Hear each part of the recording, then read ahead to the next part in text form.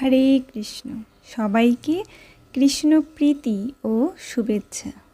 আজকে আমরা জানব বিছানায় যে কাজগুলো করা কখনোই উচিত নয়। নিজ গৃহে মা লক্ষ্মীকে চিরস্থায়ী করার জন্য অবশ্যই এই বিষয়গুলো জানা প্রয়োজন। মা লক্ষ্মী ধন সম্পদের দেবী, তাই মা লক্ষ্মীর কৃপা আমরা সকলেই পেতে চাই। আর্থিক অনটন, অভাব সমস্ত কিছু দূর করতে একমাত্র তিনিই সক্ষম। আর এই মা লক্ষ্মীকে গৃহে চিরস্থায়ী করতে আমরা সকলেই চাই। কিন্তু আমাদের কিছু কুঅভ্যাস মা লক্ষ্মীর গৃহত্যাগের অন্যতম কারণ হয়ে ওঠে। আর আমাদের এই কুঅভ্যাস শুধুমাত্র মা লক্ষ্মী গৃহ থেকে বিতাড়িত হবে তাই নয়, এই অভ্যাসগুলোর কারণে পরিবারের সদস্যদের রোগ ব্যাধি, স্বাস্থ্যহানি এবং বাড়ির বাস্তুদোষ সৃষ্টিতে সহায়তা করে।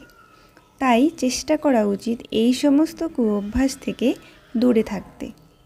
আর সে কুঅভ্যাসগুলোর মধ্যে রয়েছে বিছানায় ঘুমাতে যাওয়ার সময় কখনোই চুল খোলা রেখে ঘুমানো ঠিক নয়। এই কুঅভ্যাস গৃহে অমঙ্গলের বার্তা বয়ে নিয়ে আসে। দ্বিতীয় যে কারণটি জানব তা হলো বিছানায় কখনোই কোনো খাবার খাওয়া ঠিক নয়। যে কোনো ধরনের খাবার বিছানায় খাওয়া থেকে অবশ্যই বিরত থাকা উচিত। কিন্তু শুধুমাত্র অসুস্থ ব্যক্তিদের ক্ষেত্রে এই নিয়মটি প্রযোজ্য নয়। আর এই কুঅভ্যাসের কারণে মা লক্ষ্মীও সেই গৃহ ত্যাগ করতে বাধ্য হন। তাই অবশ্যই এই কুঅভ্যাস পরিত্যাগ করা উচিত। বিছানার পাশে কখনোই কোনো জুতা বা চটি জাতীয় জিনিস রাখা ঠিক নয়, যা বাস্তুশাস্ত্রে অত্যন্ত অশুভ বলেই মনে করা হয়। চতুর্থ যে বিষয়টি জানব তা হলো বিছানার নিচে কখনো টাকা পয়সা বা সোনা জাতীয় জিনিস রাখা ঠিক নয়। এমনকি কোনো মূল্যবান কাগজও বিছানার নিচে রাখা ঠিক নয়।